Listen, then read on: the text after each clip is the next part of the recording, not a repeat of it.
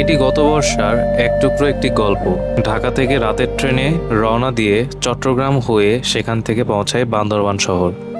আর বান্দরবান থেকে চাঁদের গাড়ি নিয়ে আমরা রওনা দিই বগালেকের উদ্দেশ্যে। লক্ষ্য একটাই ছিল কেওক্রাডং দেখা, কিন্তু সেবার নিষেধাজ্ঞার কারণে আমাদের আর কেওক্রাডং যাওয়া হলো না। তাই বগালেক থেকেই ফিরে এলাম রুমা বাজারে। আর রুমা বাজারে এক রাত কাটিয়ে পরের দিন নদীপথে নৌকায় করে রওনা দিই থানচির দিকে। আর থানচিতে যাওয়ার পথেই বেশ কয়েকটি ঝর্ণা আমরা দেখতে পাই। থানচিতে চাঁদের গাড়িতে চলতে চলতে হঠাৎ দেখি আমরা মেঘের ভেতর দিয়ে যাচ্ছি, চারপাশ সাদা, সামনে কিছুই দেখা যাচ্ছে না। একদম অবাস্তব একটি অনুভূতি। এভাবেই আমরা ফিরে আসি লামার মারাংতং পাহাড়ে।